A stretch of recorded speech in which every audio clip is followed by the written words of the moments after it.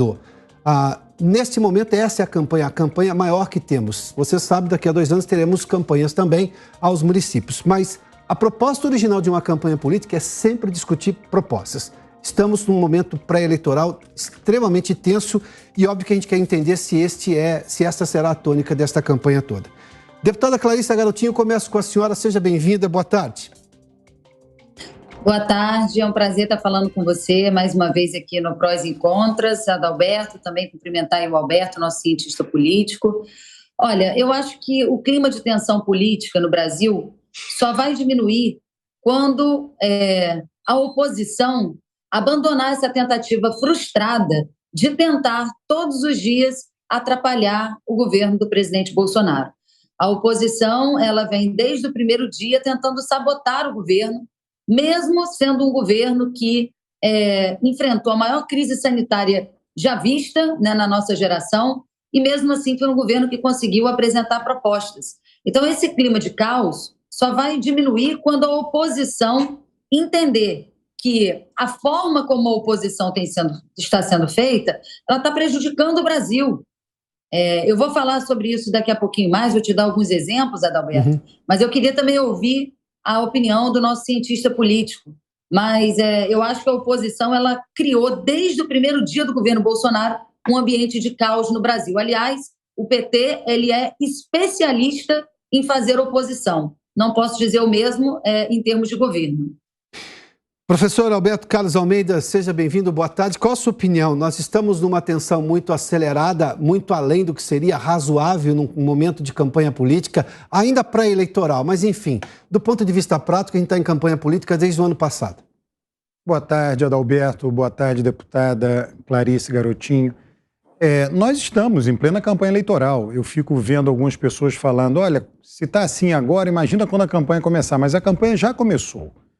Né? E o que tem, né, a preocupação maior, né, a preocupação com atos de violência, né, porque discordar faz parte da democracia, quer dizer, a polarização, né, talvez uma polarização maior, menor, vai variar conforme o ano, né, conforme a eleição, o contexto, às vezes o período histórico, polarização vai ter. Né? Agora, a questão é se essa polarização vem acompanhada, qual é a forma? Polarização é conteúdo. Qual é a forma da polarização? Nós estamos aqui, né, estamos vivos, convivendo entre nós, a gente tem que arrumar uma maneira pacífica de conviver. Né? Isso é uma coisa. Outra coisa é você ter atos, né, de violência física na sociedade. Né? Entre os políticos isso acontece no Brasil. Talvez não nas capitais, né, mas tem cidades próximas de capitais, você pega o Rio de Janeiro, né, várias cidades da Baixada Fluminense, vereadores são mortos, né? Muitas vezes os mandantes são suplentes de vereadores, prefeitos são mortos, muitas vezes os mandantes são vice-prefeitos. Né? O que acontece agora é essa violência na sociedade. Esse é que é o cidadão comum que vai num comício, vai se manifestar pacificamente, receber uma chuva de agrotóxico, ou receber um explosivo com fezes humanas. Né? Essa é a preocupação. Começa assim, e se isso não for contido, as pessoas que perpetraram esses atos estão presas. Né? Isso é um sinal para aqueles que desejam fazer o mesmo mais na frente. Né? Porque se você não controla isso desde o início, né, isso pode acontecer uma escalada. Né? E não tem nada a ver com a tradição brasileira. Né? Diga-se de passagem, a tradição brasileira recente aí, da nova república na política, é de convivência pacífica na campanha eleitoral para presidente, com certeza. Tá, eu vou entrar aqui com algumas coisas, fazer um breve histórico. O atual presidente Jair Bolsonaro, durante a campanha de 4 anos atrás, sofreu um atentado. Naquele momento, um atentado claro, todo evidente, ele sofre as consequências até hoje daquele atentado, do ponto de vista de efeitos colaterais, passou por uma série de cirurgias, é o atual presidente e naquele momento, parte inclusive da oposição, o candidato do PT era Fernando Haddad, desconfiava, a gente via a parte da campanha desconfiando se o atentado era realmente real. Bom, foi real, isso é uma outra questão. O presidente acabou sendo eleito, hoje está no governo e concorre à reeleição.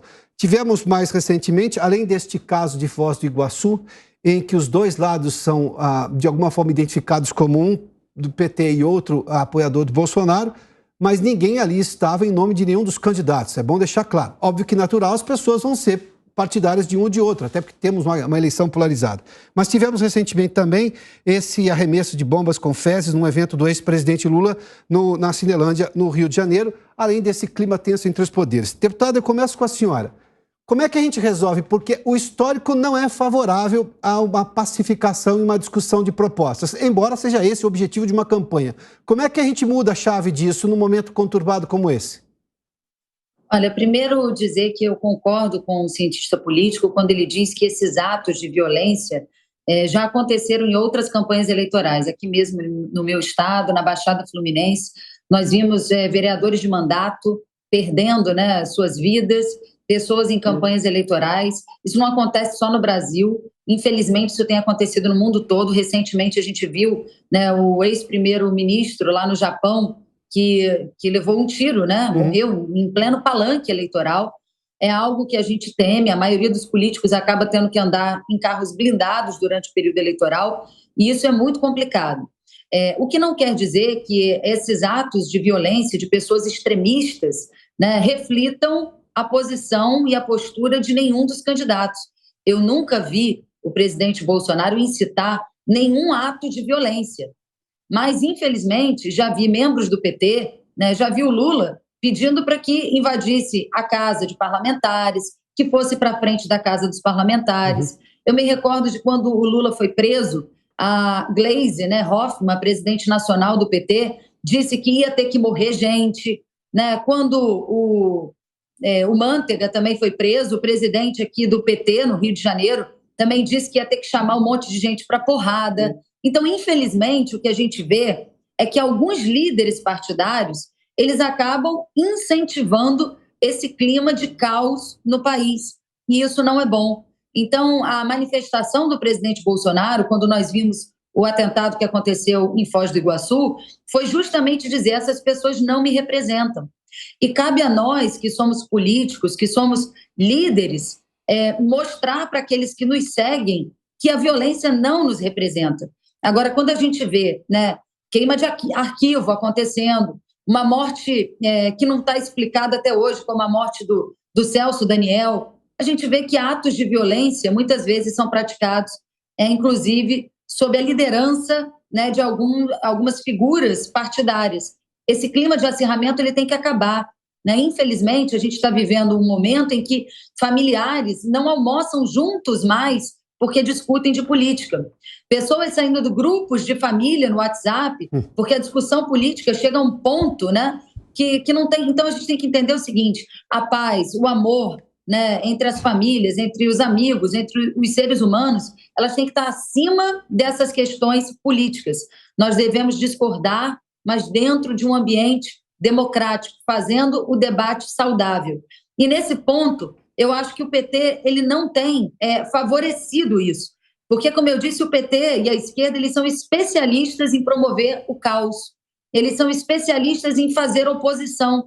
Ontem mesmo no Congresso, quando nós estávamos votando a PEC dos auxílios, que aumentou o Auxílio Brasil de R$ 400 para R$ 600, que aumentou o Vale Gás, que instituiu o Vale Caminhoneiro, o auxílio para os taxistas. Quando nós estávamos votando essa proposta, ao término da votação, a oposição teve que votar a favor, acabou votando a favor, mas ela usou todos os requerimentos possíveis para obstruir a votação. Isso demonstra que, quando a gente discorda de uma proposta e apresenta um kit de obstrução, é legítimo. Agora, quando a gente concorda, por que esse tumulto? Então, esse clima de tumulto que está na sociedade, ele também se reflete dentro do parlamento.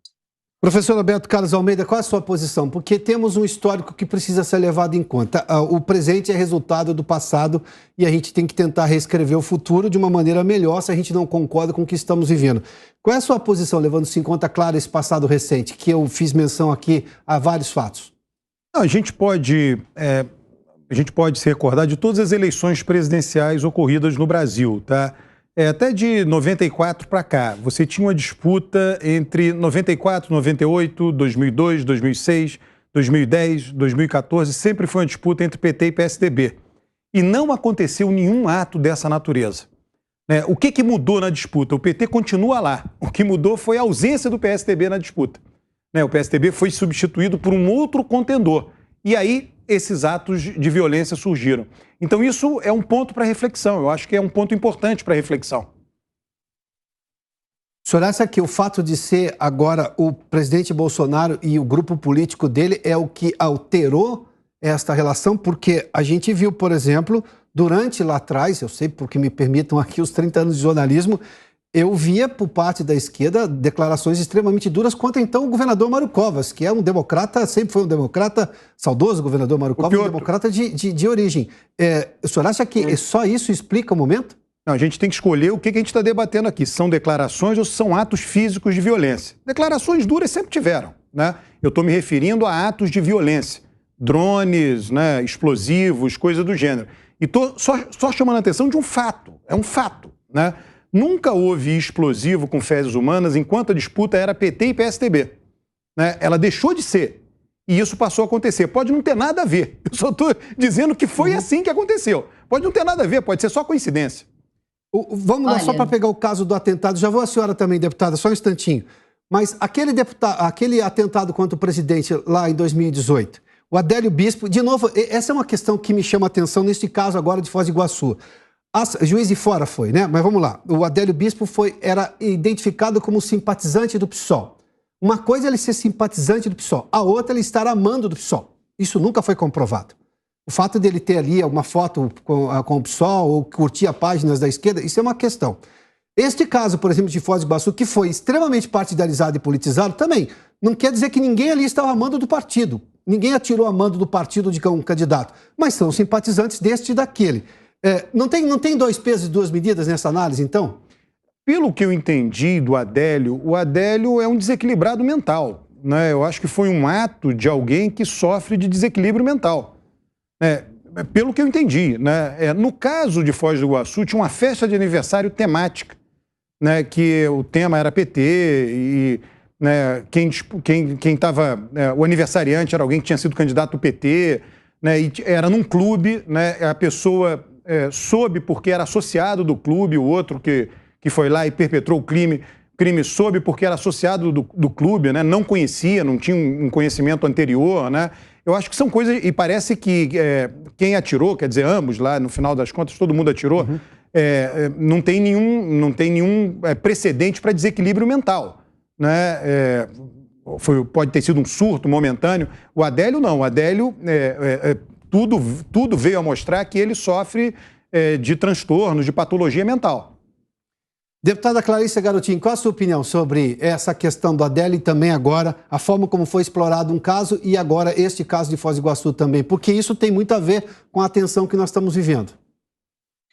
Claro, olha, Adalberto, sempre é dessa forma, né? Quando se trata de alguém que comete violência, como o Adélio cometeu, que era filiado a um partido de esquerda, que já tinha frequentado o Congresso Nacional várias vezes em gabinetes de deputados de esquerda. Ah, não, mas coitadinho, o Adélio ele tinha um desequilíbrio. Mas quem garante também que o outro, né, que deu um tiro, também ele não sofria de algum desequilíbrio? Porque eu não consigo pensar que uma pessoa, numa situação normal, vai promover atos de violência simplesmente por uma questão política. Agora, quando é da esquerda, tentam defender, era um desequilibrado.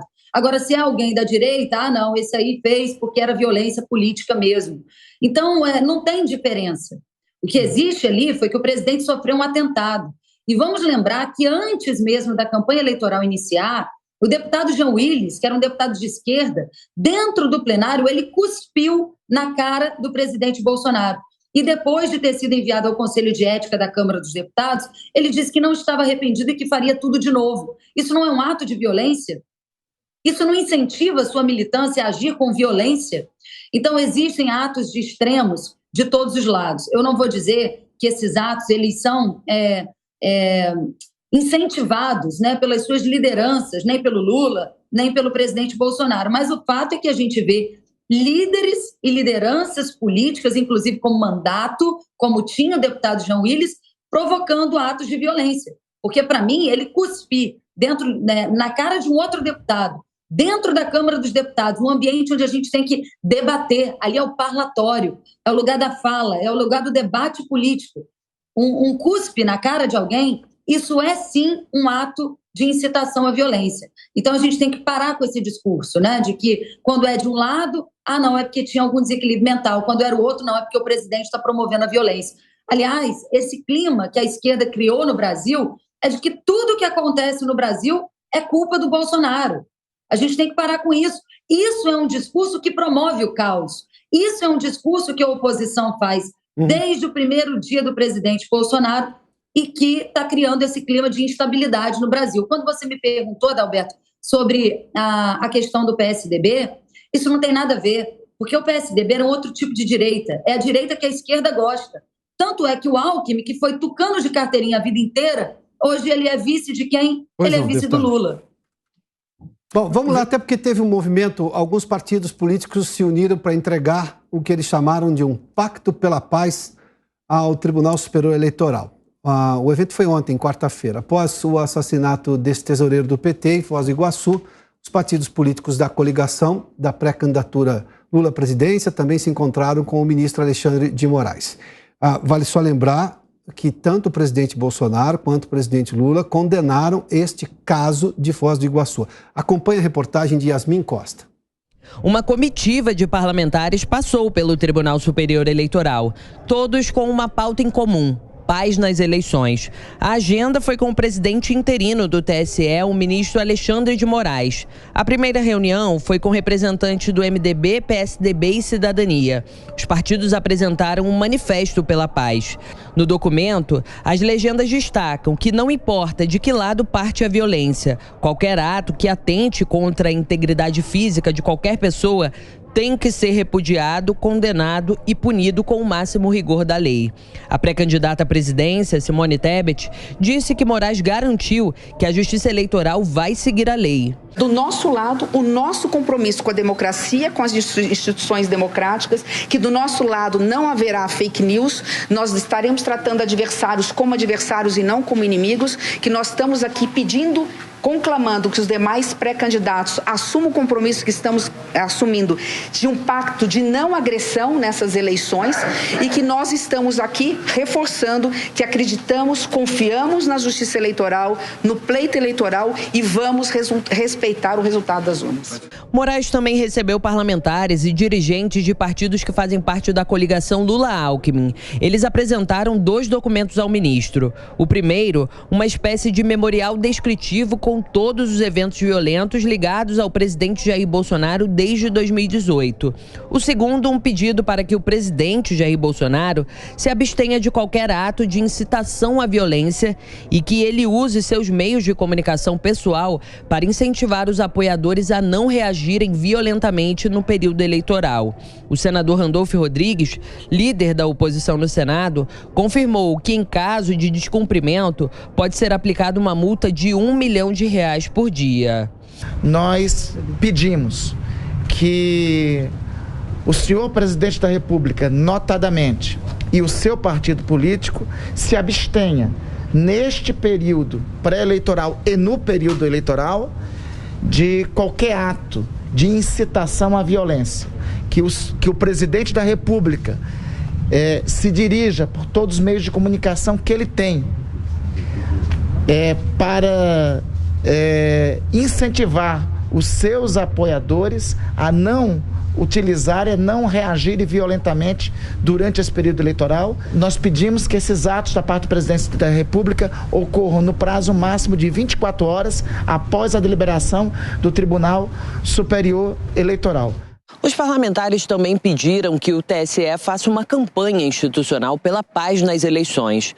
O ministro Alexandre de Moraes sinalizou que o tribunal vai trabalhar com esse objetivo e pediu que os partidos sejam proativos e se manifestem sobre qualquer irregularidade que possa comprometer o pleito eleitoral.